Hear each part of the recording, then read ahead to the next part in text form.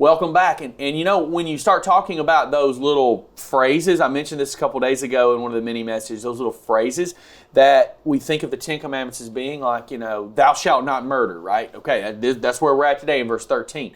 It says in Exodus chapter 20, verse 13, you must not murder. Okay, so in Hebrew as well as in English, there's a great distinction between to kill and to murder. You know, murder is the taking of life without justification, right? Without legal justification, without moral justification. We think about self-defense. You know, when we think about legal justification, you can think about even capital punishment after due process. So in Hebrew, there were 7 different words that could be translated and have the idea of killing or taking a life. And so these 7, as you think about the ones that could signify murder, this is the one. It's rasah. That's the Hebrew word that you find in this commandment. And so it was the taking of life. It was premeditated, intentional, and with no justification. So when we think about this, God's not putting a ban on killing, say, in war, right?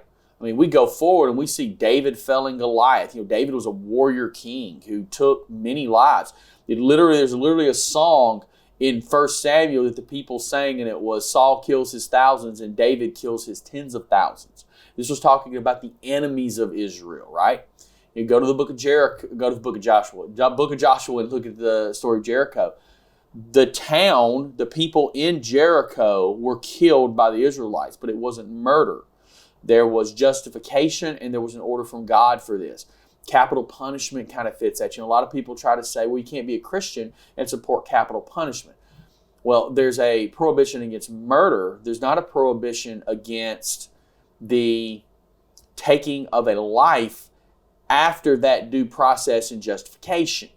So, you know, those things have to really be separated out and understood exactly what this commandment is dealing with.